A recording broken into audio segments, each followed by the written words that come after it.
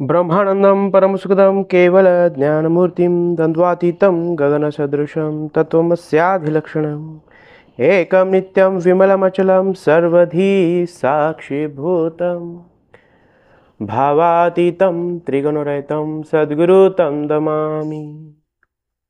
गुरुर्ब्रह्मा गुरुर्विष्णु गुरुदेवो महेश्वरः गुरु साक्षात् परब्रह्म तस्मै श्री गुरवे नमः। गुरवे नमः। गुरवे नमः।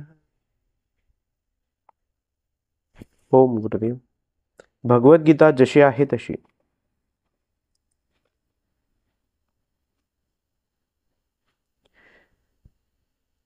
येन व्यक्ती हत्तारम येष्टेनं मन्यते हतम उभोतेन विजानीतो नायम हंती न हन्यते।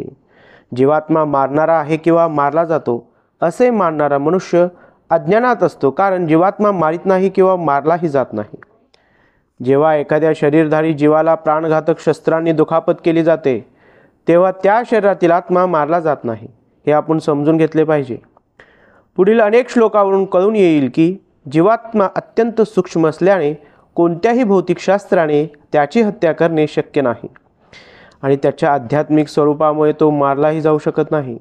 ज्याची हत्या होते किंवा ज्याची हत्या झाली असे मानले जाते ते केवळ शरीरच असते। तथापि ही गोष्ट शरीराच्या हत्येला मुळीच उत्तेजना देत नाही। मा हिंसात सर्वा भूतानी, कोणाचीही हिंसा करू नका, हा वैदिक आदेश आहे। तसेच जीवात्मा मारला जात नाही ही समजूत पशुहत्येलाही प्रोत्साहन देत नाही। कोणाच्याही शरीराची अधिकाराविना हत्या करणे हे निंदनीय आहे। तसेच ते राष्ट्राच्या आणि भगवंताच्या दंडसंहितेनुसार निश्चितच दंडनीय आहे। तरीही अर्जुनाला केवळ अविवेकाने नव्हे तर धर्मतत्वांकरिता हत्या करण्यास नियुक्त करण्यात आले होते। न जायते म्रियते वा कदाचि नायं भूत्वा भविता वान भूयः अजो नित्याः शाश्वतोऽयं पुराणो न हन्यते हन्यमाने शरीरे। कोणत्याही काळी आत्म्यासाठी जन्मही नाही आणि मृत्यूही नाही। त्याचा जन्म झाला होता असेही नाही, त्याचा जन्म होतो असेही नाही आणि त्याचा जन्म होणारा आहे असेही नाही। तो अजन्मा, सनातन, नित्य, अस्तित्वात असणारा आणि पुरातन आहे। शरीराचा नाश झाला तरी त्याचा नाश होत नाही। तात्पर्य: गुणात्मक दृष्ट्या पाहिल्यास परमात्म्याचा सूक्ष्म अनुरूप अंश आणि परमात्मा एकरूप आहेत। शरीराप्रमाणे त्याच्यामध्ये किंचितही परिवर्तन होत नाही। काही वेळा आत्म्याला कुटस्थ अर्थात स्थिर असे म्हटले जाते। शरीरामध्ये 6 प्रकारची स्थित्यांतरे होतात। शरीर मातेच्या गर्भातून जन्म घेते आणि काही काळासाठी राहते, त्याची वाढ होते, त्यापासून काही परिणाम उत्पन्न होतात, हळूहळू त्याची झीज होते आणि शेवटी ते लुप्त होते। परंतु आत्मा अशा परिवर्तनातून जात नाही। आत्म्याचा जन्म होत नसतो, परंतु तो एक भौतिक शरीर धारण करीत असल्यामुळे त्या शरीराचा जन्म होतो। त्या ठिकाणी आत्मा जन्म घेत नाही आणि मरतही नाही। ज्याला जन्म आहे त्याला मृत्यू निश्चितपणे आहे आणि आत्म्याला जन्म नसल्यामुळे त्याला भूत, वर्तमान आणि भविष्यही नाही। आत्मा सनातन, नित्य, अस्तित्वात असणारा आणि पुरातन आहे, अर्थात त्याचा जन्म झाला आहे अशी इतिहासातही नोंद नाही। शरीराच्या प्रभावाखाली आपण आत्म्याच्या जन्माचा इतिहास शोधत असतो। शरीराप्रमाणे कोणत्याही काळी आत्मा वृद्ध होत नाही। म्हणूनच तथाकथित वृद्ध मनुष्याला बालपणातील किंवा तारुण्यातील चैतन्य वृद्धावस्थेतही आढळून येते। शरीरातील होणाऱ्या परिवर्तनांचा आत्म्यावर काहीही परिणाम होत नाही। वृक्ष किंवा इतर कोणतीही भौतिक गोष्ट क्षीण होते, त्याप्रमाणे आत्मा क्षीण होत नाही। आत्म्यापासून इतर उपफळेही निर्माण होत नाहीत। शरीरापासून उत्पन्न होणारी उपफळे म्हणजे मुले बाळे आहेत आणि ती म्हणजे विविध स्वतंत्र जीवात्मेच असतात आणि केवळ शरीराच्या प्रभावामुळेच ती विशिष्ट मनुष्याची आहेत असे वाटते। आत्म्याच्या उपस्थितीमुळे शरीराची वाढ होते, पण आत्म्याला उपफळे नसतात किंवा त्याच्यामध्ये स्थित्यंतरही होत नाही। म्हणून आत्मा 6 प्रकारच्या शारीरिक स्थित्यांतरांच्या पलीकडे असतो। कठोपनिषदातही याच प्रकारचा श्लोक आपल्याला आढळतो. न जायते म्रियते वा विपच्छियान कुतच्छिन्न भवून कच्छित अजो नित्याह शाश्वतोयम पुराणो न हन्यते हन्यमाने शरीरे. या श्लोकाचा अर्थ आणि आशय हा भगवद्गीतेतील वर्तमान श्लोकाप्रमाणेच आहे. पण या श्लोकामध्ये विपच्छित हा एक विशिष्ट शब्द आहे. त्याचा अर्थ विद्वान किंवा ज्ञानी असा होतो. आत्मा पूर्ण ज्ञानमय आणि नित्यपूर्ण चेतनेने युक्त असतो. म्हणून चेतना हे आत्म्याचे लक्षण आहे. हृदयस्थ आत्म्याला जरी कोणी शोधू शकला नसला तरी तो आत्म्याची उपस्थिती केवळ चेतनेच्या उपस्थितीवरूनही जाणू शकतो. कधीकधी आकाशातील ढगामुळे किंवा इतर काही कारणास्तव आपल्याला सूर्य दिसू शकत नाही, तरी सूर्याचा प्रकाश आकाशात स्थित असतो आणि ही दिवसाची वेळ असल्याचे आपल्या लक्षात येते. अगदी पहाटे थोडासा प्रकाश जरी आकाशात दिसला तरी सूर्य आकाशात आहे असे आपण समजू शकतो.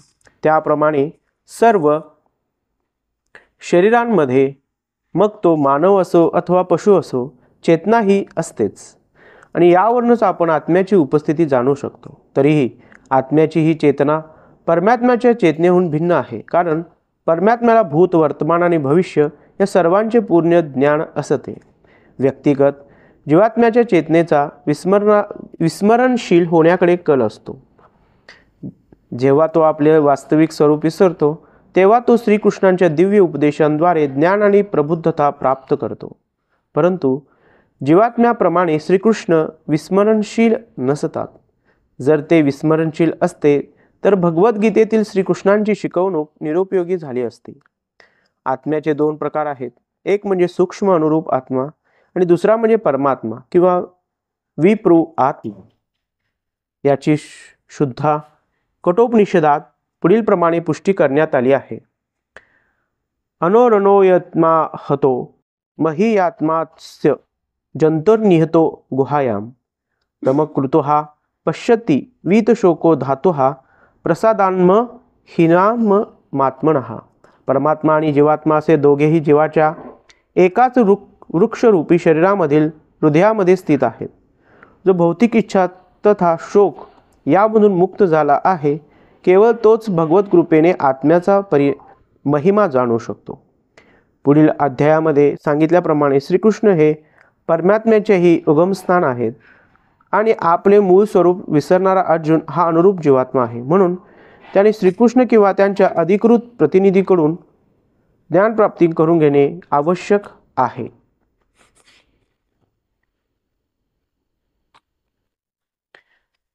वेदा विनाशिनम नित्यम येन मज मय्यवयम कथम स पुरुषम पार्थकम घातयति हंतिकम. हे पार्थ, आत्मा अविनाशी, शाश्वत, अजन्मा आणि अव्यय आहे. हे जाणणारा पुरुष कोणाला कसा मारील किंवा कोणाला कसा मारविल. वासांशी जीर्णानी यथा विहाय नवानी गुह्यति नरोपराणी तथा शरीरानी विहाय जीर्णा नन्यानी संयाती नवानी देही.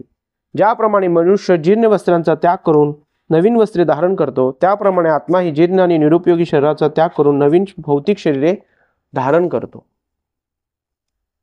नैनम छिद्दन्ति शस्त्राणि नैनम दहति पावकः न चैन क्लेदयन्त्यापो न शोषयति मारुतः.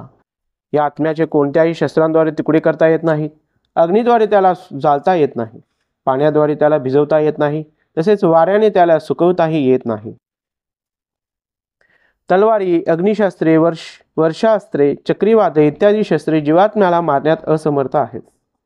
आधुनिक अग्निवर्षाव करणाऱ्या शस्त्रांव्यतिरिक्त पूर्वीच्या काळी पृथ्वी, जल, वायू, आकाश इत्यादींपासून सिद्ध झालेले विविध प्रकारची पुष्कळ शस्त्रास्त्रे होती. आधुनिक युगातील अण्वस्त्रांची वर्गवारी सुद्धा अग्निशास्त्रांमध्ये केली जाते. परंतु प्राचीन काळी निरनिराळ्या प्रकारच्या भौतिक मूलतत्वांपासून निर्माण झालेली इतर शस्त्रास्त्रे होती. अग्निशास्त्रांचा प्रतिकार जलास्त्रांनी केला जात असे, पण अशी वरुणास्त्रे आधुनिक विज्ञानाला ज्ञात नाही. तसेच आधुनिक वैज्ञानिकांना पवनास्त्रांचेही ज्ञान नाही. असे असले तरी आत्म्याचे कापून तुकडे करता येत नाही. तसेच विविध प्रकारच्या कितीही आधुनिक शस्त्रांद्वारे त्याचा संहारही होऊ शकत नाही. यच्छेद्यो यमादाह्यो यमक्लेद्यो शोष्य एवच नित्यः सर्वगतः स्थाणुरचलोऽयं सनातनः. हा आत्मा अविद्राव्य तथा न तुटणारा आहे आणि त्याला सुकवणे किंवा जाळणेही शक्य नाही. हा नित्य सर्वव्यापी अपरिवर्तनीय निश्चल आणि शाश्वत आहे. अनुरूप आत्म्याचे हे सर्व गुणधर्म निश्चितपणे सिद्ध करतात की जीवात्मा हा परमात्म्याचा नित्य अनुरूप अंश असतो आणि त्यात काहीही परिवर्तन न होता तो नित्य अनुरूप अंशच राहतो. या संदर्भात अद्वैत सिद्धांत लागू करणे हा फरक फार कठीण आहे, कारण स्वतंत्र जीवात्म्याचे कधीच विलिनीकरण होऊ शकत नाही. भौतिक दोषापासून मुक्त झाल्यावर अनुरूप आत्मा भगवंताच्या दिव्य तेजमय किरणांमध्ये आध्यात्मिक स्फुल्लिंग म्हणून राहू शकतो.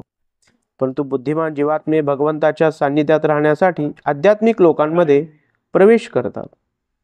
सर्वगतः हा शब्द महत्त्वपूर्ण आहे, कारण भगवंताच्या संपूर्ण सृष्टीमध्ये जीवात्मे आहेत ही गोष्ट निसंशय आहे. ते भूमीवर, पाण्यामध्ये, वातावरणामध्ये, पृथ्वीच्या पोटात आणि अग्नीमध्येही राहतात. अग्नीमध्ये जीवात्म्यांचे निर्जीवीकरण होते हा सिद्धांत मान्य करता येत नाही. या ठिकाणी स्पष्टपणे सांगण्यात आले आहे की आत्मा हा अग्नीद्वारे जाळला जात नाही. म्हणून ही गोष्ट निसंशय आहे की सूर्यग्रहावरही जीवात्मे आहेत आणि त्यांना तेथे राहण्यास अनुरूप अशी शरीर आहे. जर सूर्यगोलावर वस्ती नसती तर सर्वगतः हा शब्द अर्थहीन झाला असता. या पद्धतीने असं म्हटलं जातं की सूर्यावरही आत्मा राहतोय. जर सूर्यावर आत्मा राहत नसता म्हणजे त्या सूर्य जाळू शकत नाही, सगळीकडे आत्मा आहे, म्हणजेच असं म्हटलं जातं की सूर्यावर पण आत्मा असला पाहिजे. कारण की आत्म्याला कोणीही जाळू शकत नाही, कोणीही मारू शकत नाही, कोणीही तोडू शकत नाही, कोणीही मोडू शकत नाही. मग सूर्यग्रह किती तप्तशील आहे आपल्या सर्वांना माहीत आहे, तर त्याच्यावरही आत्मे राहतात. अवक्तो यमचिंतो यमविकार्यो यमच्युते तस्मादेवं विदित्वेन नानुशोचिर्तु महर्ती. हा आत्मा अदृश्य, कल्पनातीत आणि अपरिवर्तनीय आहे असे म्हटले जाते. हे वास्तव जाणून तू शरीराविषयी शोक करू नकोस. आपण मरणाला भ्यायचं का नाही, कारण की त्याच्यामध्ये असणारा आत्मा कधीच मारला जात नाही, तोडला जात नाही, मोडला जात नाही. मग भ्यायचं कशाला? नाही मरणाला, नाही पुनर्जन्माला, कशालाही भ्यायचं नाही. पूर्वीच वर्णिल्याप्रमाणे भौतिक गणनेनुसार जीवात्मा इतका सूक्ष्म आहे की अतिशयोक्तिशाली सूक्ष्मदर्शक यंत्रातूनही त्याला पाहणे शक्य नाही. म्हणजे कुठल्याही सूक्ष्मदर्शकाखाली, टेलिस्कोप खाली आत्म्याला पाहता येत नाही, इतका आत्मा सूक्ष्म आहे.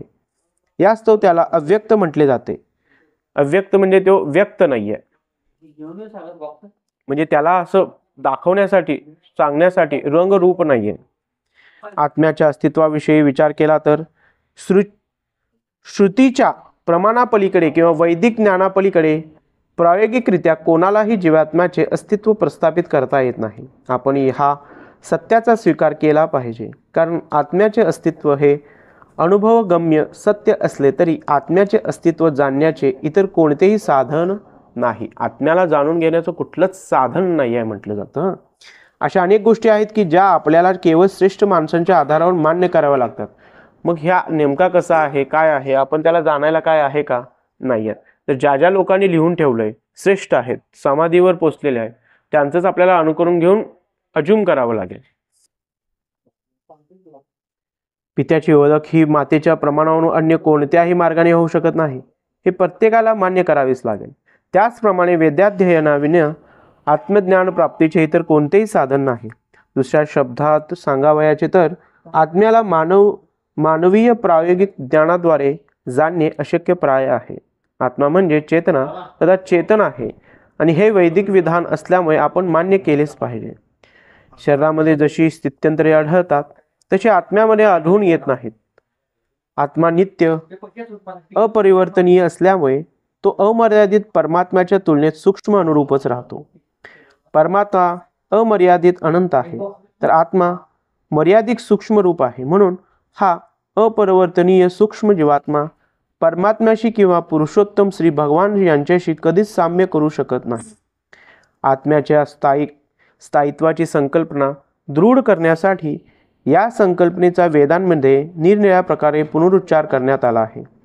कोणतीही गोष्ट वारंवार केल्याने आपण ती व्यवस्थित आणि अचूकपणे जाणू शकतो.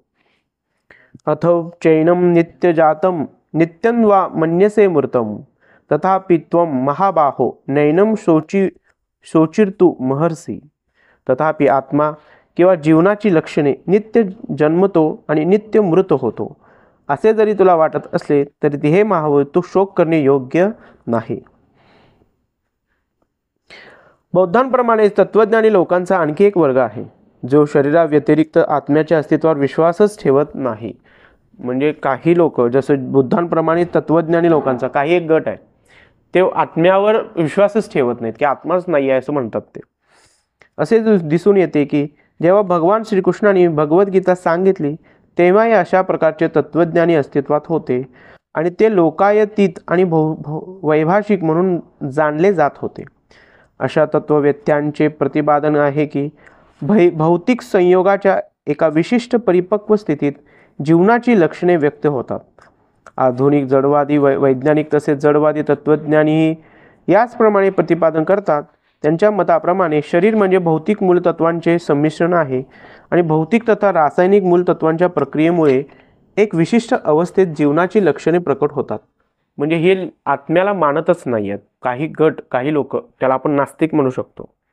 ते म्हणतात की रक्त मांस पेशी यांच्याद्वारे हे शरीर तयार होतं आणि ते शरीरातनं तो जीव जातो. आत्म्याचा काही विषय नाही. हे एकत्र आल्यामुळे जीव असतो आणि जीव जातो माणूस मरतो. आत्म्याचा काही यात संबंध येत नाही असं ते म्हणतात. श्रीकृष्ण म्हणतात असं जरी असलं तरी तू शोक करू नकोस. मनुष्यशास्त्र या तत्वज्ञानावर आधारित आहे.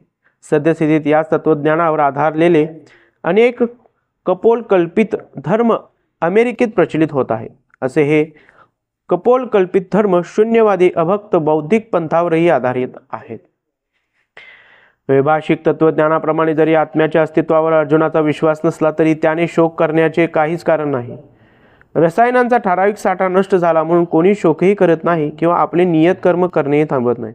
समजा शरीर संपूर्ण रसायनानं बनलंय की नाही, मग रसायन संपलं तर कशाला शोक करायलायस?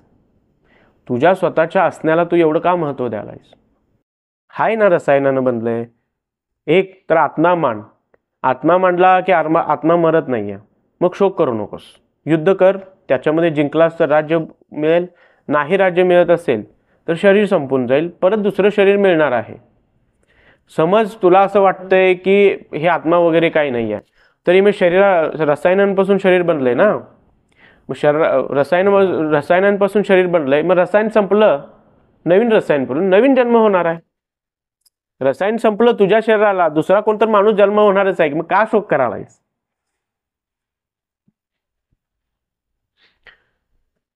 रसायनांचा ठराविक साठा नष्ट झाला म्हणून कोणी शोकही करत नाही किंवा आपले नियत कर्म करणेही थांबत नाही. उलट पक्षी आधुनिक विज्ञानात आणि वैज्ञानिक युद्धात शत्रूवर विजय प्राप्त करण्यासाठी अनेक टन रसायने वाया घालवली जातात. अनेक टन म्हटले. युद्ध बॉम्ब टाकला जातो. जैविक अस्त्र नवीन नवीन क्षेपणास्त्र वगैरे आहे त्याच्यामध्ये किती टन वाया घालवलं जातं. वैभाषिक तत्वज्ञानाप्रमाणे शरीराच्या नाशाबरोबरच तथाकथित आत्माही नाश पावतो. म्हणून कोणत्याही परिस्थितीत अनुरूप जीवात्म्याविषयीचा वैदिक निष्कर्ष अर्जुनाने स्वीकारला किंवा त्याने आत्म्याच्या अस्तित्वावरच विश्वास ठेवला नाही तरी त्याला शोक करण्याचे काहीच कारण नाही. या सिद्धांताप्रमाणे ज्या अर्थी प्रत्येक क्षणी जड द्रव्यांपासून असंख्य जीव उत्पन्न होत आहेत आणि क्षणोक्षणी तितके जीव नष्ट होत आहेत त्या अर्थी अशा घटनांविषयी दुःखी होण्याची आवश्यकताच नाही. आत्म्याला पुनर्जन्म नसेल तर पितामह आणि गुरुजनांच्या हत्येच्या पातकांपासून अर्जुनाला भयभीत होण्याचे कारणच नव्हते. समजा हा माणूस मरणार आहे पुनर्जन्म घेणारच नाही आहे मग मेला तर पाप कुठलं लागणार आहे? कारण की तू पण मरणार आहेस तू पण सपणारच आहेस की. बघा कन्सेप्ट कसं क्लिअर केलं. समजा आपण पुनर्जन्म घेतला तर आत्ता केलेलं कर्म आहे आणि मी मेलो तर माझ्याबरोबर ते केलेलं कर्म मला परत फेडावं लागेल. तुम्ही म्हणताय की पुनर्जन्मच नाही आहे आत्मा पण तुमच्याबरोबर मरणार आहे. ठीक आहे. मग समजा आता मी कोणाला तरी त्रास दिला तो मरून गेला मी मरून गेलो काळानंतरानं. मग तो मरून गेला त्याचं कर्म संपलं. मी मरून गेला माझा आत्मा पण मरून गेला. मग मला परत जन्म घेतल्यानंतर या सगळ्या गोष्टी केलेल्या सगळ्या नासधुसीचा काहीच परिणाम होणार नाही. मग का शोक करायलाय? पण त्याच वेळी श्रीकृष्णाने अर्जुनाला व्यंगपूर्वक महाभाव म्हणून संबोधले कारण त्याने वैदिक ज्ञानाला प्रतिकूल असणाऱ्या वैभाषिक तत्वज्ञानाचा स्वीकार केला नाही. अर्जुन क्षत्रिय या नात्याने वैदिक संस्कृतीशी संबंधित होता आणि तिचे पालन करणे त्याला योग्य होते. आणि याच्यामध्ये स्वामी प्रभुपाद यांनी काय केले, थोडंसं विश्लेषण करण्याच्या रूपानं ब्रीफली, जास्त काही सांगितलेलं नाही, म्हणजे ब्रीफली जे काय सांगितलंय ते एका वेगळ्या पद्धतीने सांगितले. त्यांना जो अनुभव आला, माऊलींनी खूप वेगळ्या पद्धतीने सांगितले, सर्वसामान्यांना समजेल म्हणून. ज्ञानेश्वरी जर तुम्ही वाचाल, भगवद्गीतेपेक्षा जशी आहे तशी या ग्रंथापेक्षा तुम्हाला ज्ञानेश्वरी अजून सोपी करून कळण्यात येईल. रोजच्या जीवनामध्ये कसं बाबा अध्यात्माला घेऊन जगता येईल ते त्याच्यामधून तुम्हाला चटकन कळेल, एकदम छानपैकी, मस्तपैकी. कारण की मी 4 वर्ष सलग ज्ञानेश्वरी वाचत होतो, त्यावेळी मला जाणवलं की ही रोजची पचवायला रुचवायला खूप छान आहे. याच्यामध्ये काय क्लिष्ट सांगितलेत, खूप क्लिष्ट शब्द आहेत, समजून घ्यायला थोडी अडचण येणार आहे, मान्य आहे, पण ठीक आहे, जेवढं घेता येईल तेवढं आपण घेऊयात. जात्यस्य हि ध्रुवो मृत्युर्ध्रुवम जन्म मृतस्य च तस्माद परिहार्येथे न त्व शोचिर्मुहर्षी.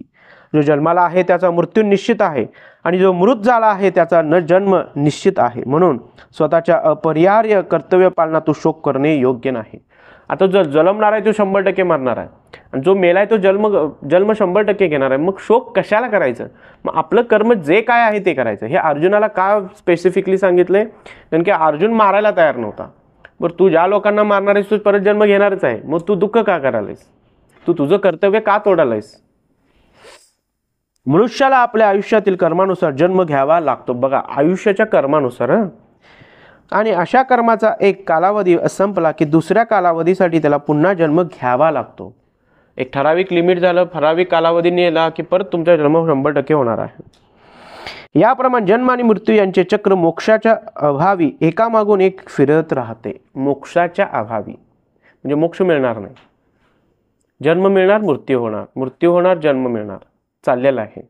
ॲस्ट्रल बॉडी म्हणजे ठराविक वेळ तुम्ही राहू शकता तिथं. जेवढं तुम्ही चांगलं काम कराल तेवढं तुम्ही, त्यालाच आपण एक ह्याच्यामध्ये म्हणतो, काय म्हणतात त्याला, स्वर्गामध्ये किंवा नरकामध्ये, दोन्हीपैकी एक आहे. स्वर्ग म्हणजे जेवढं तुम्ही चांगलं पूर्ण कर्म कराल तेवढं तुम्ही छानपैकी जगाल. कुठे? स्वर्गामध्येच. तिथं तुम्हाला फक्त पुण्य खर्च होतील तुमचे, परत तुमचा जन्म होणारच आहे, पण कर्म तुटणार नाही, कर्माची गाठ तुटणार नाही. तसंच उलट आहे, पाप केली परत पापासाठी तुम्हाला नरकामध्ये जावं लागेल. नरक तुमच्यासाठी वेगळा तयार होतो. असं म्हटलं जातं की तुमच्या स्पेसिफिकली तुमच्यासाठी नरक तयार झालं आणि तिथं तुम्हाला वेदनाच मिळणार आहेत. कशासाठी? तुम्हाला त्याची जाणीव व्हावी की तुम्ही इथं चांगले कर्म करा आंतरिक दृष्ट्या. याप्रमाणे जन्म आणि मृत्यू यांचे चक्र मोक्षाच्या भावी एकामागून एक फिरत राहते. अनावश्यक हिंसा, अनावश्यक हिंसा. आवश्यक आहे, वाघ आहे, खाल्ला नाही. मी गेल्या वेळी सांगितलं होतं, वाघानं काहीतरी त्याचं भक्ष्य खाल्लं तर त्याला पाप लागणार नाही, पण माणसाला काय दिले? भाकरी दिली आहे, व्हेजिटेबल्स दिल्यात आणि मुद्दामनं त्यानं नॉनव्हेज खाल्लं तर त्याला 100% पाप लागेल. आता हे खातं, याला पाप नाही आहे, तुम्ही त्यात पडला की तुम्हाला मात्र पाप आहे, 100% पाप आहे आणि तसं भोगावं लागेल. अनावश्यक हिंसा, हत्या आणि युद्ध या गोष्टी जन्म मृत्यूच्या या चक्रामुळे समर्थनीय ठरत नाहीत, पण त्याच वेळी न्याय आणि सुव्यवस्था राखण्यासाठी मानव समाजात हिंसा आणि युद्ध अटळ आहे. बघा, अनावश्यक हिंसा, अननेसेसरी हिंसा करायची नाही आहे, पण जर न्याय सुव्यवस्था राखायची असेल तर श्रीकृष्णाने हिंसा घडवून आणली. कुणाकरवी? पांडवांच्या करणी. पण न्याय आणि सुव्यवस्था राखण्यासाठी छत्रपती शिवाजी महाराजांनी पण हिंसा केलीच ना, पण ती योग्य हिंसा होती. नाहीतर त्या अभावी आपण इथे नसतो. मे बी काय काय काय झालं असं आपण इमॅजिन पण करू शकत नाही. मग जिथं जे गरजेचं आहे समजून घेणं खूप जास्त गरजेचं आहे. म्हणून धर्म दूत तलवार आहे. समजून घेतलं नाहीतर तुम्ही स्वतःलाच खोपसून घेणार आहात. ठीक आहे, दुष्टाला मारण्याच्या ऐवजी स्वतःचा विनाश करण्याची ताकद आहे. समजून घेतलं तर खूप काही आहे. भगवंताची इच्छा असल्यामुळे कुरुक्षेत्रावरील युद्ध अपरिहार्य होते आणि योग्य हेतूंकरिता लढणे हे क्षत्रियांचे कर्तव्य आहे. अर्जुन आपले योग्य कर्तव्य पालन करीत असल्याने आपल्या नातेवाईकांच्या हत्येमुळे त्याने दुःखी आणि भयभीत का व्हावे? नियमभंग करणे हे त्याच्यासाठी योग्य नव्हते, कारण त्यामुळे ज्या पातकांची त्याला भीती वाटत होती त्याची फळे त्याला भोगावी लागणार होती. आपले योग्य कर्तव्य पालन टाळूनही तो आपल्या नातलगांचा मृत्यू टाळू शकत नव्हता आणि या प्रकारे चुकीच्या कर्मपथाचा अवलंब केल्याने त्याचे पतनच झाले असते. अव्यक्त्यादिनी भूतानी व्यक्त मध्यानी भारत अव्यक्त निधनान्वेय तत्र का परिदेवना. समस्त जीव प्रारंभी अव्यक्त असतात, मध्यावस्थेत व्यक्त असतात आणि विनाशानंतर पुन्हा व्यक्त होतात. म्हणून शोक करण्याची काही आवश्यकता नाही. मगाशी म्हटल्याप्रमाणे ॲस्ट्रल बॉडी सुरुवातीला अव्यक्त असतो, जन्म होतो, जन्म झाल्यानंतर जन्म कसा होतो त्याची कर्म आहेत ना, कर्मानुसार तिची फ्रिक्वेन्सी तयार होते. म्हणजे बाबा हिताशी तिची पृथ्वी तलावर येण्याची स्थिती घडून येते. घडून आला की तसा त्याचा जन्म होतो, तसं त्याला भोगावं लागतं. म्हणतात तशीच लाईफ पार्टनर भेटत्या, तशीच गोष्टी भेटतात, तसंच त्याची रास तयार होत्या. राशी आहेत ना, राशानुसार तुमचा कल ठरतो. कल ठरल्यानंतर कोणाला संगीत आवडतं, कोणाला व्यवसाय आवडतं, कोणाला नोकरी आवडते, कोणाला शेती आवडते, व्हॉट एव्हर मे बी. प्रत्येकाचा छंद जोपासला जातो आणि तो तसाच तिकडे ढकलला जातो बघा बाय डिफॉल्ट. आणि इथं संन्यास घेतो ना त्यावेळी हे सगळं थांबतं त्याचं, आणि तो या सगळ्या मूड स्विंग्स होणाऱ्या गोष्टींना तो कंट्रोल करून ठेवतो. तुम्ही राशीचा थोडा अभ्यास केला तर तुम्हाला हे सगळं जाणवेल की तुम्ही त्या पद्धतीने तिकडे तिकडे जातात, तेच फील्ड निवडता, तशा प्रकारेच तुम्ही घडता, तशा प्रकारचे सुखदुःख मिळतात तुम्हाला. हे चूज कोण केलं? तुम्ही. का? तुमची जन्माची वेळ म्हणतोय, खूप महत्वाची. जन्माची तिथी, वेळ, वार हे सगळं काय जुळून आल्यानंतर तुमची एक कुंडली तयार होते.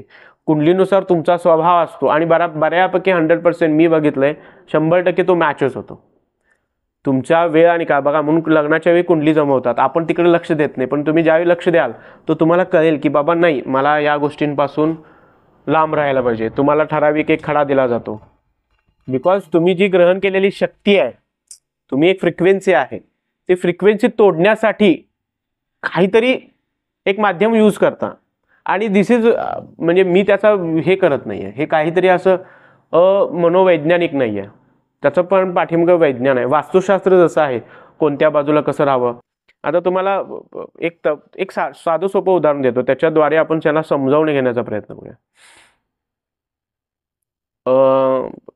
एक चुंबक असतं, काय म्हणतात त्याला, आपण होका यंत्र म्हणतो ना, होका यंत्र किंवा ते काय म्हणतात त्याला, लघु चुंबक नाही, एक दिशादर्शक नसतं का, नाविक वगैरे यूज करतात, होका यंत्र म्हणतात त्याला, होका यंत्र ना, कंपास इंग्लिशमध्ये आपला. हां, मग ते तुम्हाला माहिती दक्षिण उत्तर राहतं ना, मग त्याच बाजूनं का राहतं ते, नाव इकडे तिकडे फिरली तर दक्षिण उत्तरच दाखवतं. ते का दाखवतं असं, कधी त्याचा विचार केलाय का?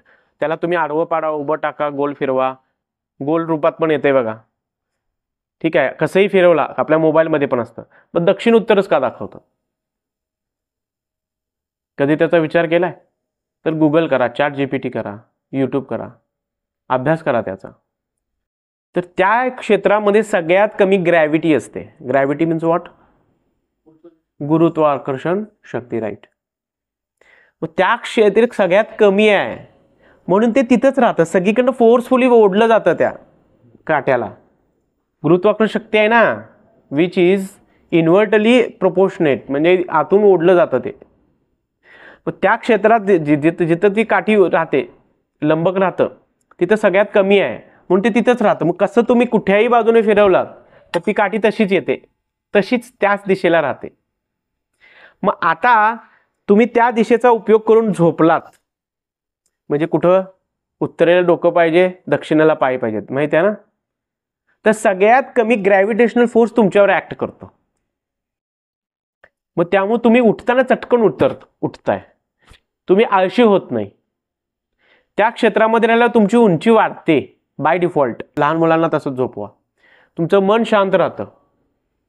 उत्तरे किंवा पूर्वेकडेच तुम्ही डोकं करून बसलं पाहिजे, जसं की आता मी बसलोय बघा, असं बसलं ना की तुमची थॉट प्रोसेस खूप छान राहते. हे जर मी दक्षिणेला उभं करून बसलं तर मला कॉन्सन्ट्रेशन होण्यासाठी खूप काही प्रॉब्लेम्स क्रिएट होतील. काय होतील? प्रॉब्लेम क्रिएट होतील. पण ग्रॅव्हिटेशन फॉर इनवर्डली, बिकॉज हे तुम्ही म्हणाल कसं काम करतं. भरती आणि ओहोटी माहिती आहे काय? भरतीच्या वेळी काय होतं? भरतीच्या वेळी काय होतं? भरती त्या ना समुद्रामध्ये. ओहोटीच्या वेळी काय होतं? समुद्र पाठीमागे आतमध्ये जातो. बरं, भरती आणि ओहोटी काय ते? मायामध्ये पहिली दुसरी म्हणजे 10वी पण कोण शिक्षणच घेतलं नाही वाटतं. Very good. पृथ्वी गोल फिरत्या त्यामुळं काय, त्या पृथ्वीचं जे पाणी आहे ते centrifugal force, centripetal force, centrifugal force हे जर मला वाटलं हे जास्त डोक्यावरून चाललंय वाटतं म्हणून उठून गेला का. हा, तर मग सेंट्रीफ्युगल फोर्स आणि सेंट्रीपिटल फोर्समुळे काय होतं, ते शरीराचं हे पूर्णपणे पाणी एका साईडला असं ओढलं जातं. आणि याच्यापाठी मग सगळ्यात महत्वाचा विषय सांगतो, चंद्र. चंद्र गोल फिरायला लागलाय.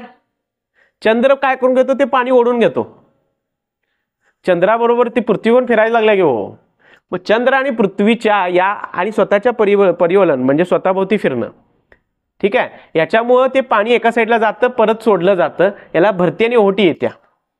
मग आपल्या शरीरात 70% पाणी आहे. मग आपल्या शरीरावर या पाण्याचा इफेक्ट होणार की नाही? आपल्या मानसिकतेवर होणार की नाही? म्हणून पौर्णिमा, म्हणून अमावस्या आहे. कळलं का मी काय म्हणतोय? अमावस्याला चंद्र दिसतो का?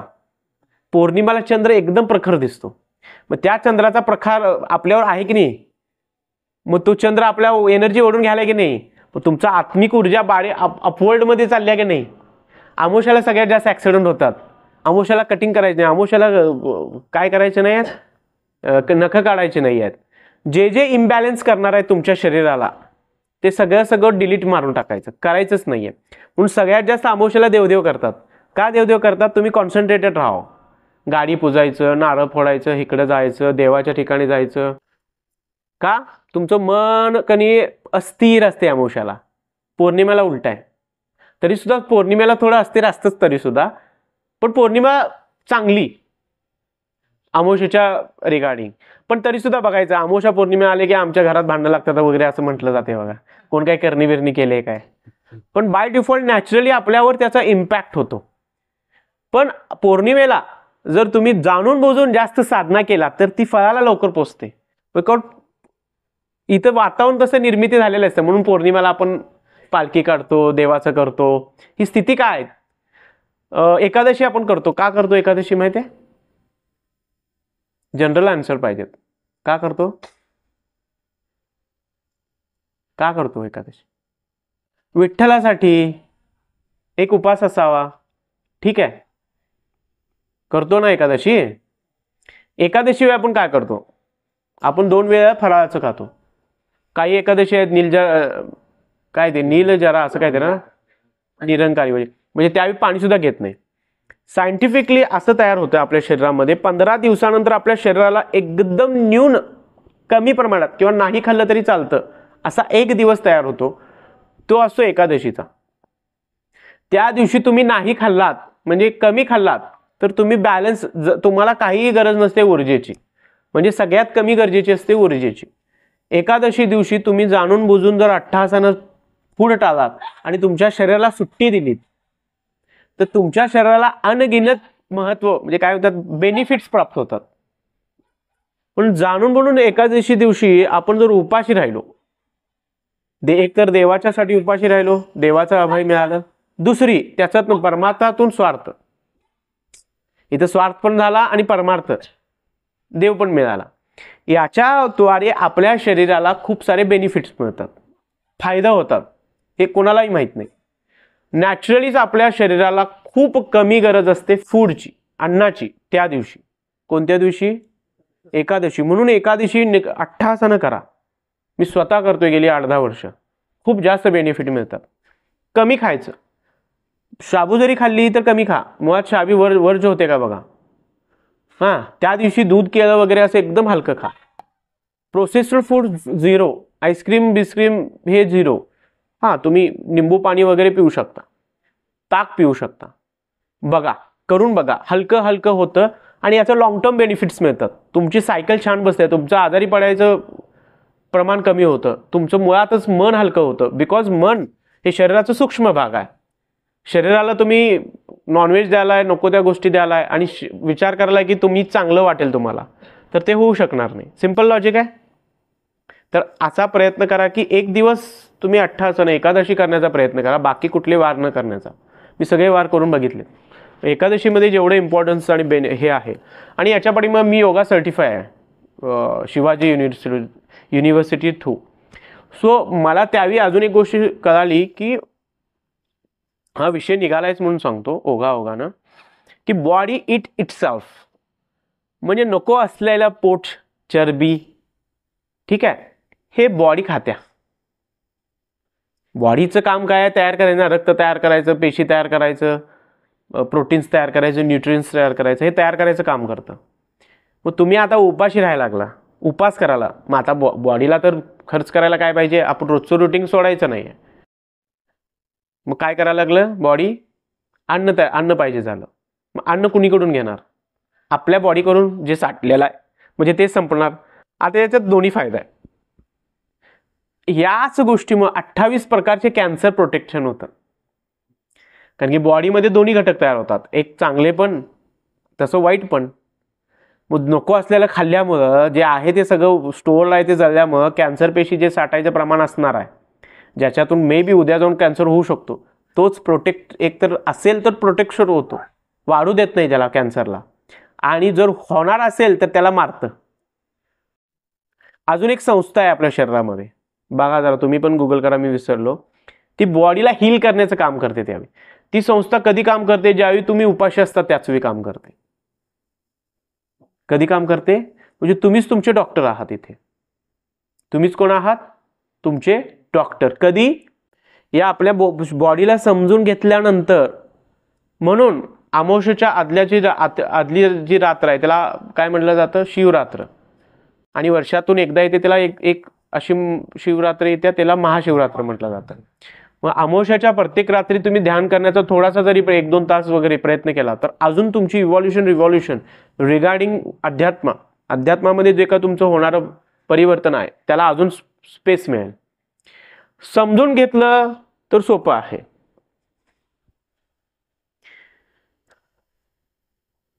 समस्त जीव प्रारंभी अव्यक्त असतात, मध्यावस्थेत व्यक्त असतात आणि विनाशानंतर पुन्हा अव्यक्त होतात. म्हणून शोक करण्याची काय आवश्यकता आहे? आत्म्याच्या अस्तित्वावर विश्वास ठेवणारे आणि आत्म्याच्या अस्तित्वावर विश्वास न ठेवणारे असे तत्ववेत्यांचे 2 वर्ग जरी मांडले तरी दोहोंच्या दृष्टीने शोक करण्याचा प्रश्नच उद्भवत नाही. वेदविद्येचे अनुयायी आत्म्याच्या अस्तित्वावर विश्वास न ठेवणाऱ्यांना नास्तिक असे म्हणतात. तरी केवळ वादविवादाकरिता हा नास्तिकवादी सिद्धांत आपण स्वीकारला तरी शोक करण्याचे काहीच कारण नाही. आत्म्याचे स्वतंत्र अस्तित्व सोडले तर भौतिक तत्वे ही सृष्टीच्या निर्मितीपूर्वी प्रकटच राहतात.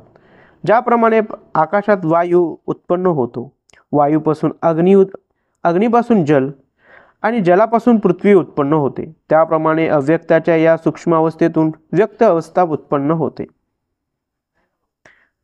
पृथ्वीपासून विविध प्रकारचे प्रकटीकरण होते. उदाहरणार्थ, पृथ्वीपासून प्रकट झालेले गगनचुंबी सदन कोसळविले जाते, तेव्हा त्याची प्रकटावस्था पुन्हा अप्रकट होते आणि सरतीशेवटी त्याचे रूपांतर कणांमध्ये होते. म्हणजे मातीपासून आपण मोठ्याच्या मोठ्या बिल्डिंग तयार केल्या, सिमेंट, वाळू, क्रशर वगैरे सगळं उपयोग करून ते मातीतनंच घेतले ना, आणि त्याला आपण तोडलं फोडलं तर परत आणि तिची मातीच होते. म्हणजे याच्यातून आपण जे निर्माण झालो हे पंचतत्वांच्या मधून निर्माण झालो, 5 तत्वांपासून तयार झालो. आणि आपलं विलीकरण ज्यावेळी आपल्या शरीरामधून आत्मा निघून जातो, जीव मरतो, त्यावेळी परत आपल्याला जाळलं जातं. जाळल्यानंतर तिची राख होते किंवा पुरलं जातं, झाल्यानंतर तिची माती होते.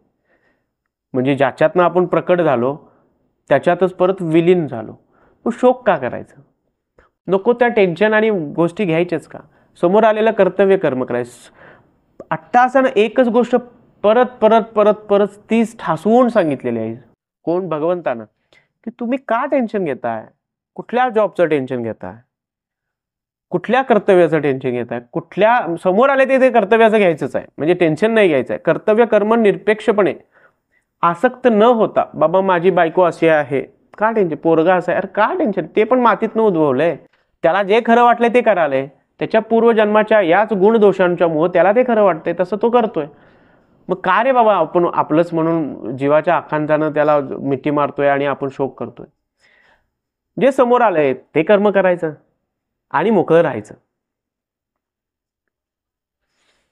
Law of conservation of energy म्हणून सांगितलंय. शक्तीच्या अविनाशी सत्वाचा नियम सांगितलाय हा. परत विज्ञानाकडे जाते. पण कालगतीला अनुरूप पदार्थ प्रकट होतात आणि अप्रकट होतात हा भेद आहे. म्हणून प्रकटावस्था असो वा अप्रकटावस्था असो, कोणत्याही अवस्थेत शोक करण्याचे कारण काय? कसेही असले तरी प्रकटावस्थेतही पदार्थ नष्ट होत नाही. आरंभ आणि अंत या दोन्ही अवस्था तत्वे अव्यक्त राहतात. केवळ मध्यावस्थेत ती व्यक्त होतात आणि यामुळे ती अवस्था फारशी महत्त्वपूर्ण नाही. जन्म घ्यायच्या पहिला आत्मा अप्रकट असतो. जन्म घेतल्यानंतर बॉडी तयार होते. लहानपणापासून बाळ, मग तरुणावस्था, म्हातारपण, परत शरीर सुटलं जातं, परत कर्मानुसार ते ॲस्ट्रल बॉडीमध्ये जातं. म्हणजे त्याला सगळं कळतं, जाणवतं, पण फॉर्मेशन आणि व्यक्त करण्यासाठी शरीर नसतं. परत असा एक काळ येतो सॉरी की त्यामध्ये तुम्हाला परत जन्म बाय डिफॉल्ट, तो तुमची अनुमती असो अगर नसो, बाय डिफॉल्ट तुमचा परत जन्म होतो. जन्म घेतल्यानंतर लहानपण तीन महिन्यापर्यंत त्याला कळतं की माझा परत जन्म झाला आहे, परत मला हे सगळं भोगावं लागणार आहे. सगळं कळतं त्या जीवाला. त्याच्या म्हणून लहान बाळसारखं सकाळ दुपार संध्या कधी पण बघा, डोळे वगैरे रडतेच. त्यावेळी त्याची 100% जाणीव असते त्याला. म्हणून त्याला देवस्वरूप. लहान मुलाला घेतल्यानंतर किती छान वाटतं बघा. डिप्रेशनमध्ये जरी तुम्ही असाल, स्ट्रेसमध्ये असाल, लहान मुलाला चटकन धरल्या तुम्हाला छान वाटायला लागतं. आणि त्याच्यानंतर मग 3 महिन्यानंतर परत ते त्याला विस्मरण होतं. आणि इथल्यानुसार मग त्याला आई, मग बाबा सगळ्यांना म्हणायला चालू करतात. असं आहे. कालांतरे वर्तमान भौतिक शरीर नष्ट होते, पण आत्मा सनातन आहे. कधीही आत्मा मरत नाही.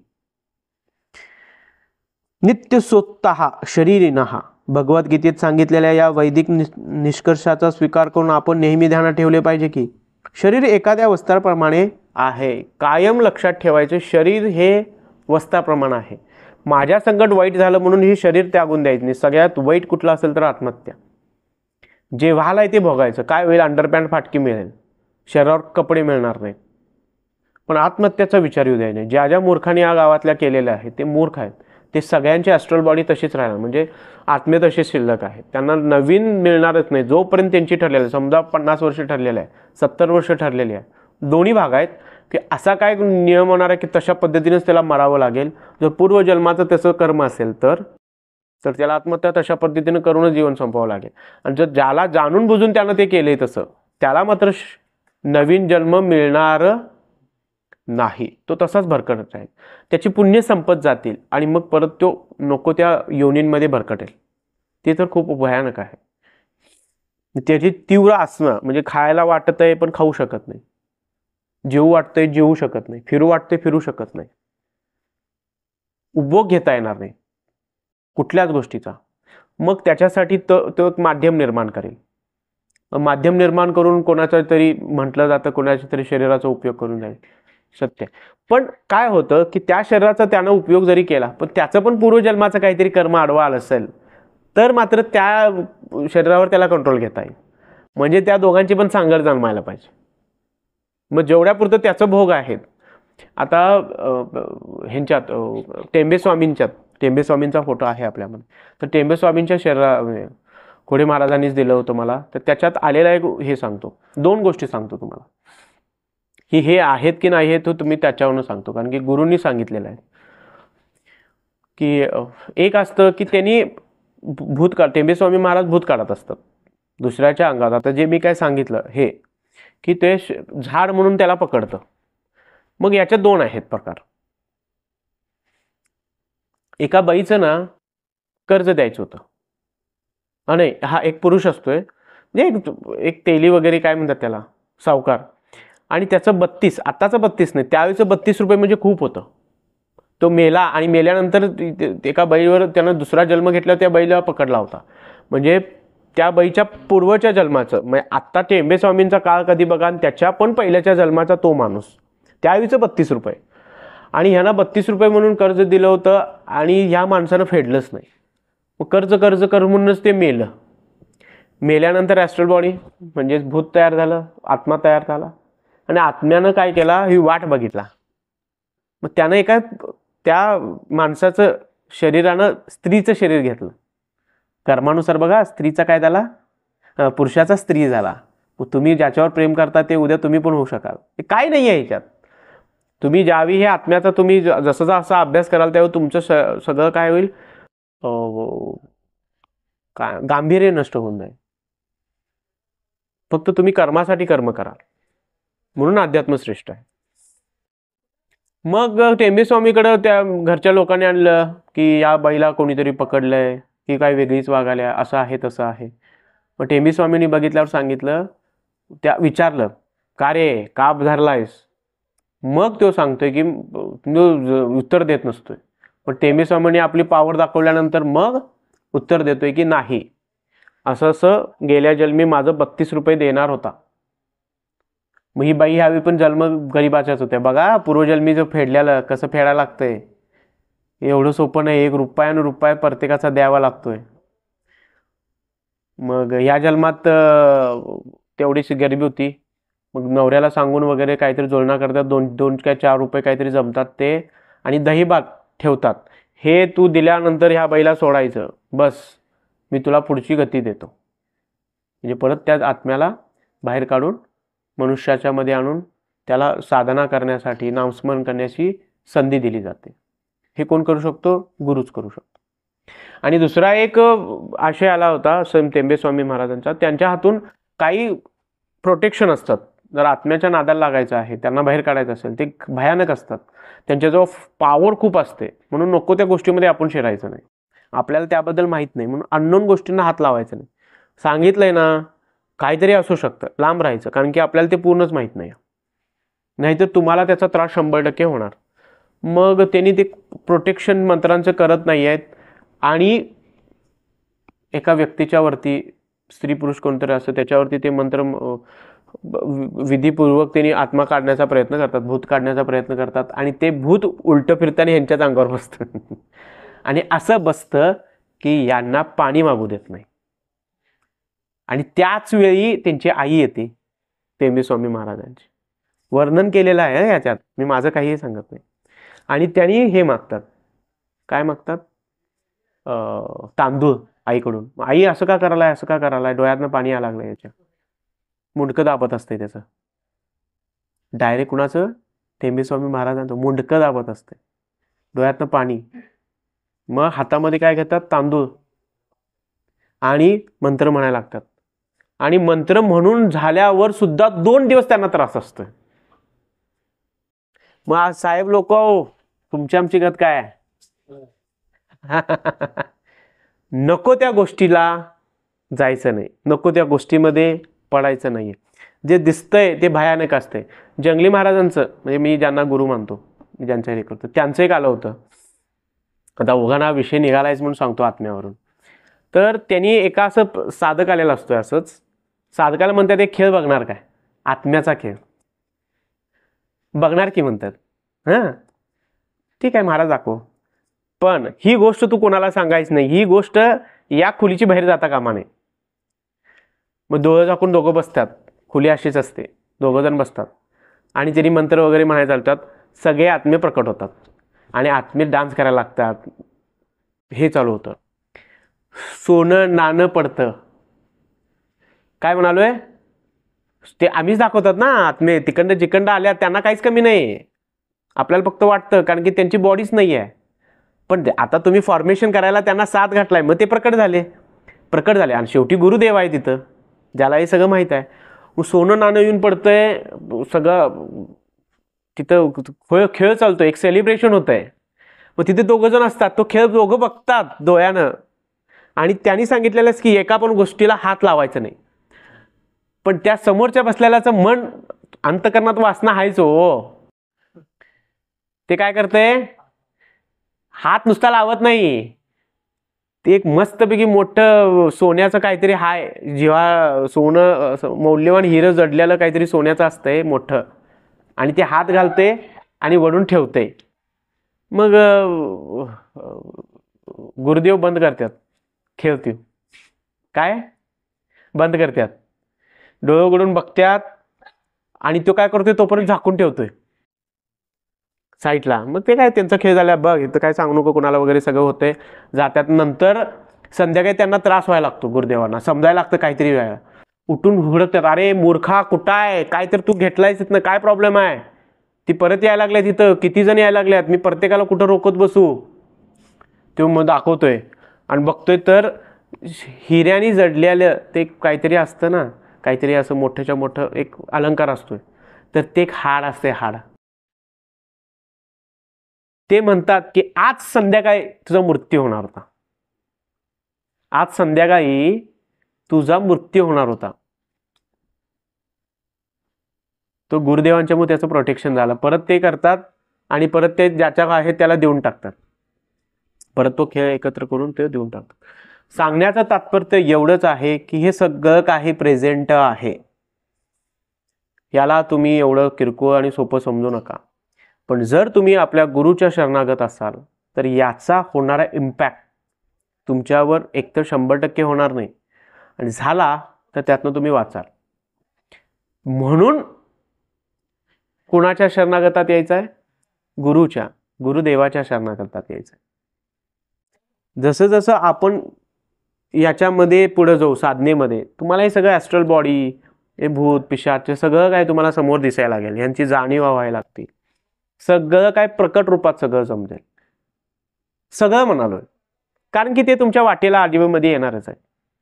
कारण की तेही जसं आम्हाला फॉर्मेशन आहे, फॉर्मेशन ऑफ बॉडी, जसं आम्हाला शरीर आहे तसं त्यांचं पण बॉडी घेतलेली आहे, पण ते संस्कारांची बॉडी आहे. म्हणून तिथं काम करायचं आपल्याला. मी अट्टासानं एकच गोष्ट सांगतो की तिथं काम करा. जे काय आहे हे निगेटिव्हिटी, आपल्याला या गोष्टी माहीत नाहीत, हे असं का चालतं माहीत नाही. बॉडी जसं अंतदहन झालं की 13 दिवसासाठी बॉडी असतेच. परत आत्मा जरी तो गेला तर 3 दिवसांपर्यंत शर्ट तुमचे हालत असतात, त्या व्यक्तीचे हालतात. म्हणून त्या शर्टांना पण पेटवलं जातं, पुरलं जातं. त्याची एकही संस्कार आपण तर त्या फोटो लावून त्यांना उदबत्ती लावून ओवाळतो, म्हणून त्या आत्म्याला तुम्ही सोडायलाच तयार नाही. मग तो दुसरं फॉर्मेशन तयार कसं करेल, दुसरं त्याला पुढे जाईल कसा तो आत्मा. त्याची पण हे आता हा विषय निघालाय म्हणून सांगतो, वेळ पण झालाय.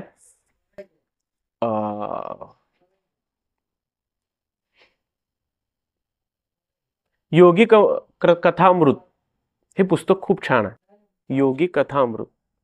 आणि ह्या योगी कथामृतमध्ये अस्सल जे खरं हे मी सांगितलेलं हे सगळं ज्ञान लोकांना वाटण्यात आलंय.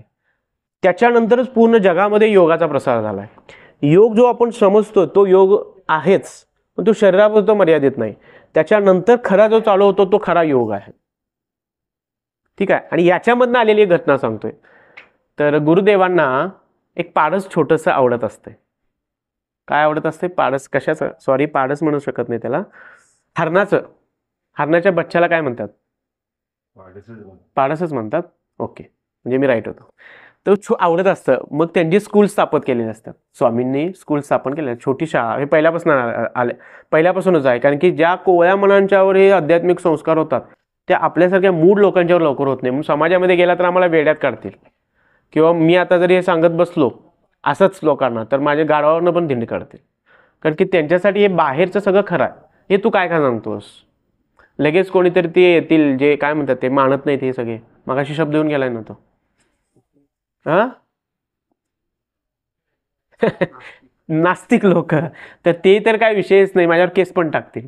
हे काय सांगायला मग? आस्तिकता आणि नास्तिकतेचा हा घोळ खूप मोठा आहे. आणि ते खरं आहे, कारण की हे सगळं खरं आहे त्यांच्यासाठी, त्यामध्ये ते जगतात. प्रामाणिकपणे जगलं तर ते पण ईश्वराकडे आज ना उद्या जाणारच आहेत. खरं सांगतोय, तेही ईश्वराकडे आज ना उद्या जाणारच आहेत. पण प्रामाणिक तिथं पाहिजेत. ते नास्तिकता नाही आहे ना, मग खरं वागायला पाहिजे. खोटं काय करतं का म्हणे. ठीक आहे. मग स्वामींच्या तिथे एक पाडस छोटंसं खेळत असते आणि त्यांना पण ध्यान करत असतात, समाधीची अवस्था त्यांची होत असते. हे सगळं चाललेलं आहे रुटीनमध्ये, रोजच्या रोज. स्कूल पण थोडं थोडं वाढत असते. ते त्यांना कामच असतं, धर्माचा प्रचार करणं. आणि सगळ्यांनाच लळा लागतो त्या डिअरचा, उड्या मारत येतं इकडे तिकडं. मग हळूहळू दृष्टी आहे ना त्या माणसाची एका प्रेमामध्ये होतेच की कुठल्याही स्वामीची होणारच आहे ना. शिकायचं कसं असतं मान लोकांच्याकडून बघा. आणि लळा लागत गेल्यानंतर छान वाटायला लागतं ना. ते जवळ आलं, आपल्याला लहान मुलं कसं इकडे तिकडे फिरल्यावर छान वाटतं. जरा घोळतं, प्रेम दाखवतं, मांडीवर येऊन झोपतं, आपण त्याला लळा लावतो. अचानक ना ते जे पाडस असतं ते आजारी पडतं आणि खायचंच बंद करतं. अख्खा एक दिवस खायत नाही आणि 6-7 वाजता मध्ये मान बिन टाकून ते असं कोलॅप्सच होतं. मग त्यावेळी स्वामींच्या डोळ्यातनं पाणी यायला लागतं. घाघा बाबा याच्यावर आपण पुत्रवत प्रेम केलंय आणि आता हे सोडून जाणार. मग प्रेम आहे ना शेवटी, आता झालंय ते झालंयच की, ते काय त्याला काय हे नाही आहे. झालंय म्हटल्यानंतर ते रडणारच आहे, ओरडणार आहे. पण स्वामी आहे ज्यानं संन्यास घेतला आहे, जो मोह माया सोडलेली आहे, त्याची पण आसक्ती जडलीच ना, छोटी ना छोटी असे ना पण जडली. आणि त्यानं देह सोडला. काय झालं? त्या पाडसानं देह सोडला. तिथंच ते समाधी अवस्था लावतात आणि समाधी अवस्था लावतात, रडतात. हां, रडतात आणि समाधी अवस्था लावतात आणि ईश्वराला प्रार्थना करतात की पाडसाला तू का मारलंस, याची काय चुकी होती. संध्याकाळी त्यांच्या ते स्वप्नात येतं, माझ्याबद्दल कुठलीही आसक्ती ठेवू नका, माझा पुढचा जो जन्म होणार आहे त्याच्यामध्ये तुमच्या प्रेमाचा अडथळा होतोय आणि मी पूर्णावस्थेला जाण्यासाठी तुम्ही मला अडवून ठेवता. त्यामुळे तुमचं प्रेम कंट्रोल करा आणि मला काय करा, मोक्ष द्या. मोक्ष द्या म्हणजे मोक्ष म्हणू शकत नाही, मुक्ती द्या. मग ते फ्रेश होतात. मग त्याला ते व्यवस्थित जाऊन पुरतात, देवाला प्रार्थना करतात की त्याला चांगला हे दे. परत ते ध्यान करतात. एक झाला विषय, ध्यान करतात, त्याची प्रार्थना करतात. आणि दुसरा विषय सांगतो सेम असंच. त्यांच्यात एक लहान मुलगी एक असते, अशी चालेल, मुलगा काय मुलगी विसरलो मी. त्यांच्याजवळ एक स्टुडंट असते आणि त्यांना असंच आजारी पडते आणि त्यांनी देह सोडत असताना ती मात्र मुलगी म्हणते की मला पुढला जन्म तुमचा परत शिष्य व्हायचा आहे. देह सुटल्यानंतर ते ध्यान लावतात आणि चेक करतात त्यांचा जन्म कुठं झाला आहे ते शोधतात. त्याला जाऊन भेटतात, तिला जाऊन भेटतात आणि परत आपला शिष्य बनवतात. म्हणजे पुनर्जन्म आहे, पुनर्जन्म आहे. तुमचे संस्कार जे तुम्ही आता करताय त्याचं तुम्हाला फळ हे 100% मिळणार आहे. आज मिळेल, उद्या मिळेल, पण 100% मिळणार. हा ईश्वराचा खेळ आहे. हे सगळ्या असं पद्धतीने चालतं, कारण की आत्म्या मुक्ती, मोक्ष खूप मोठा विषय आहे. फक्त सहज बोलतात सगळेजण बोलायचा. हे अशी सहज वाटेवर आमचे गुरु म्हणायचे की भाजपाला नव्हं, देव हा भाजपाला नाही, असं तुम्ही बोलताय करताय नाही. तो जगण्याचा विषय आहे, समजावून घेण्याचा विषय आहे आणि आपल्यामध्ये इम्प्लिमेंटेशन करण्याचा. म्हणून ती भाव समाधीमध्ये असतात. ज्यांना जे समजलं ना ते भाव समाधीमध्ये असतात आणि ते काळी इकडेच्या तिकडे करताना पण 1 लाख वेळा विचार करतात, का मी हे करू, कशासाठी करू आणि कशाला वाढवून ठेवू, परत आणि जन्म घ्यायला लागेल. म्हणून एका छोट्या बाळाला किंवा छोट्याशा मुंगीला मारताना पण 1000 वेळा विचार करतात. याच्यात आता ढास आहेत, जी उपद्रवी आहेत, त्यांना तुम्ही मारू शकता. सापाला नाही चावला, तुम्ही चावला तर इथंच मिळाला तुम्ही, कुठला मोक्ष आणि कुठली मुक्ती. त्यावेळी तुम्ही प्रोटेक्शनच्या अगेन्स्ट तुम्ही कृती करायला आहे ते ठीक आहे, बघा समजून घ्या सगळ्याला, कारण की ते कशात येतं, परत तुमच्या कर्तव्यामध्ये येतं, जे तर आपण शिकायला लागलोय. पण हे करता जाणून बुजून तुम्ही दुसऱ्याला कायिक वाचिक मानसिक त्रास दिला की तुमचं कर्म चालू झालं की तुम्हाला फेडावंच लागेल at any cost. Energy will neither be created not be destroyed. It converts one form of energy to another form. हे फॉर्मेशन ऑफ एनर्जीच्या रूपामध्ये तुम्हाला ते घ्यावं लागेल. म्हणून इथे जीवात्मा शांत व्हायला पाहिजे. कळालं आता? म्हणून आपण करत असताना 1000 वेळा चिंतन केलं पाहिजे, मनन केलं पाहिजे आणि हळूहळू जे पहिला केले ते तर पहिला सोडवूया. ते काय काय करून ठेवलं माहित नाही आपल्याला आणि ते कधी कधी प्रकरण, तो महासागर आहे. कुठल्या कधी सरडा होतो, कधी मुंगूस होतो, कधी साप होतो, कुठं कुठं काय काय केले माहित नाही. सगळं येणार आहे समोर. कधी येणार आहे? कधी येणार आहे? ज्यावेळी आपण साधना करेल. आपण अजून काहीच केलं नाही, अजून आपण करतच चाललोय पुढं. ज्यावेळी थांबवेल आपण सगळं करायचं त्यावेळी ह्या सगळ्या गोष्टी समोर येतील आणि समोर आल्यानंतर मग त्या भोगायच्यात. समजा मला कुणाच्या याच्याबद्दल अनुसूया आहे, मी एक जाता गोष्ट सांगतो. मला याच्याबद्दल क्रोध निर्माण झाला तर मी काय करेन, याला एकतर मारेन, कानपाडा मारेन, हात तोडेन, पाय तोडेन, व्हॉट एव्हर मे बी. याच्याही कशाबद्दल प्रारब्धामध्ये आहे की हात तोडला जाईल, पाय तोडला जाईल किंवा कोणाकडून कानपाडा होऊन अपमानित होणं. आणि आता माझ्याकडून क्रोध आला आणि मी त्याला थांबवलं, तर मी सुटलो. माझं काय झालं, आता परत पुढच्या जन्मामध्ये मला क्रोध निर्माण होणार नाही, किंवा हे मला आता समजा मी ह्याला मारलं तर ह्याच्यामध्ये राहिलेलं क्रोध माझ्याकडून ट्रान्सफर झालं ना, परत तो आणि मला पुढल्या जन्मी मारणारच आहे. समजा मीच इथं शांत झालो आणि मी ते कर्म पुढे जाऊ दिलं नाही, तर इथं मात्र ते थांबलं. त्याला भाव समाधी म्हणतात. भावामध्ये राहायचं, आणि ती समाधी आहे. जे भावांचे विकार इकडे तिकडे जातात त्याला स्टॉप करून ठेवायचं. आणि एकदा ते स्टॉप झाले, आता याला कोण ना कोणतरी मारेल ह्याचा प्रश्न आहे. तो मला काय देणं घेणं नाही त्याच्या कर्माशी, मला कर्माशी माझ्या देणे घेणं आहे. मग पुढला जन्म ज्यावेळी होईल त्याच्या पुढला जन्म कुठल्या जन्मात हे परत फिरून येईल, किंवा एक युनिव्हर्सल एक ट्रान्सफॉर्मेशन अशी घटना घडत्या की बरोबर तशी व्यक्ती तुमच्या आयुष्यात येते, मग तुमचं वैवाहिक जीवन खराब करत्या, किंवा तुम्हाला वैवाहिक जीवनात सुख देत्या, किंवा तुम्हाला कर्जबाजारी करत्या, किंवा तुम्हाला चांगले शिक्षण देत्या, मोलाचा सल्ला देत्या. म्हणून ह्याला म्हटलं जातं पूर्व पुण्याई. सहज शब्द आहेत. आणि मग आपण कुठेतरी शांत बसायला लागतो. नाही नाही नाही नाही, हे मी कुठेतरी पेरलेलं आहे. आता मात्र एक महत्त्वाचा मुद्दा येतोय परत इथं, की इथंच हिमालयामध्ये बसणारे किंवा एक समाधी अवस्थेमध्ये परिपूर्ण असणारे देवता योगी आहेत.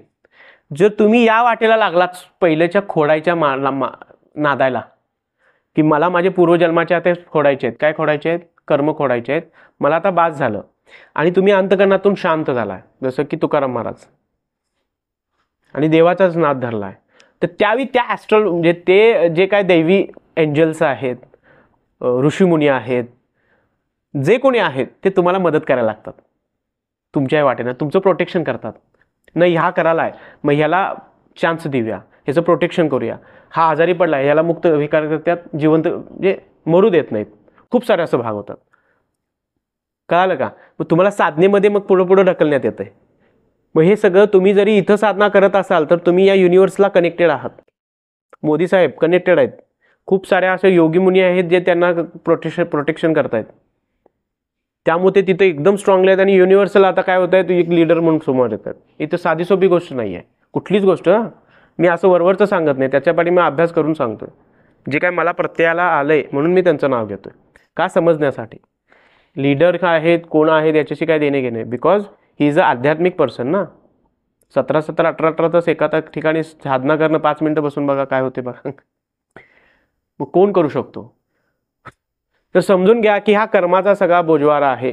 कुठं तर तुम्ही करताय ते तुम्हाला फेडावं लागेल. तुमच्या आयुष्यात अशी व्यक्ती काय येते, ती येण्यापाठीमागचं काहीतरी रिझन आहे. नसेल तर ती तुम्ही करतो म्हटला तरी होणार नाही. मग आता आपली जबाबदारी काय आहे सध्याची, की सगळ्या कायिक, वाचिक आणि मानसिक कुणालाही कष्ट द्यायचं नाही, कुणाचं नुकसान करायचं नाही. छोटीतल्या छोटी गोष्ट, साधी मुंगळी मारताना पण 1000 वेळा विचार करायचा नाही, याचं कर्म मला उद्या बघा. कुणाचाही फुकटचा चहा प्यायचा नाही. पुढल्या वर्षी भागवतात येऊन गेले, पुढल्या जन्मी त्याच्या कुत्रवून फेडायला लागते. काय म्हणालोय, आम्ही तर सुट्टीने दिन झालोय, वडबडायचं वडबडायला लागलोय, दिसेल तेवढं घ्यायला लागलोय.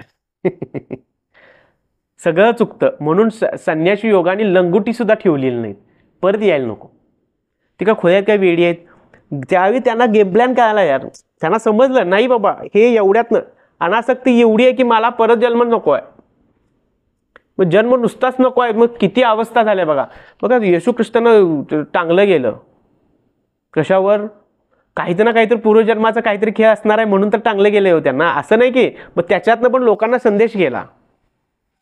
तुकाराम महाराजांचे किती तुमचे हाल. आता परवा ते ह्याच्यात येऊन गेलं बघा, की खायला काय मिळायचं नाही. एवढा मोठा माणूस, खायला भाकरी मिळायची नाही. 2-3 वर्ष हाय तीच कपडे एकच ड्रेसवर काढायला लागले. कशामुळं? पूर्वजन्म. पण त्यांनी भोगलं, आता भोगायला तयार आहेत ते. नाही हा गेमप्ला असा आहे. आणि तुकाराम महाराजांच्या ओव्यांमध्ये येऊन गेले, मी येतो ह्या मला माहीत आहे समाधी अवस्थेचा. समाधी अवस्थेत आम्ही जातो येतो, आम्हाला काही देणं घेणं नाही आहे. आणि हे आम्हाला आता सगळे जन्म कळायला लागलेत. कुठल्या जन्मात काय केलं होतं, कुठल्या जन्मात कसं वागलं होतं, म्हणून मला हे भोगायला येतंय, म्हणून मला हे फळायला येतंय. ठीक आहे. तर आता यावेळीचं किंवा या आठवड्याचं आपलं हे चिंतन आहे की कर्म करत असताना 100% शुद्ध करा. तुम्हाला त्याचा 100%, तुम्ही आंबा पेरलाय तर उद्या जाऊन आंब्याचं फळं खायला 100% मिळतील. तुम्ही जर एरंड कडुनिंब पेरला तुम्हाला ती 100% खायला येतील. मग तुम्ही असा विचार केला की तो व्यक्ती एवढा खराब आहे, दारुडा आहे, हे आहे ते आहे, तरी सुद्धा तो असा का जगतोय? तर त्याच्या पाठीमागचं कारण आहे की त्याचं पूर्वकर्म चांगलं आहे आणि आता सध्या त्याच्याजवळ पुण्याचा साठा आहे. जोपर्यंत पुण्याचा साठा आहे तोपर्यंत तो तुम्हाला छानच दिसेल.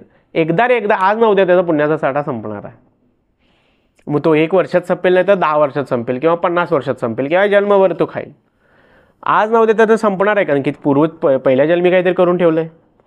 संपल्यानंतर परत त्या चक्रामध्ये तो 100% येणारच आहे. सो बाय डिफॉल्ट तुम्ही एवढं लक्षात ठेवा की तुम्ही आपल्या ईश्वराची आराधना करून माझ्या हातनं काही चुका झाल्यात त्याच्यातनं मला तू मुक्त कर. प्रार्थना करायची रोजच्या रोज. तीच तर प्रार्थना आहे की मला त्याची बुद्धी दे की कसं सोडवू, आणि सगळ्यात महत्त्वाचं मला ते सोसण्याची ताकद दे. मग हळूहळू आपण त्यातनं आपला मार्ग सुकर होत जाईल. मग आता सध्या या सगळ्या वेदना होत आहेत, संवेदना होत आहेत, माझं असं होत नाही, प्रॉपर्टी फळाला येत नाही, म्हणजे जॉब सरळ होत नाही, अडचणी निर्माण होतात, ह्या सगळ्याच कारण मोदी एक कुठलाही नट म्हणा, शाहरुख खानचे सगळ्यांचे पिक्चर पडत होते, शाहरुख खानचेच का चालले त्यावेळी? त्याचेच का चालतात? आमिर खानचेच का चालतात? सलमान खानचेच का सगळे पिक्चर टॉप करत चालतात? जो एकटा आहे अंबानीचं लात मारेल तिथंच पाऊस, पाण्याचा कशा पैशाचा पाऊस पडतोय. इथं तर इथं गाडी टाकली, भेलची गाडी टाकली तर चाला ना काही लोकांचं. मग असा का शोकांतिक आहे? असं किती शिकल्यात त्यांनी?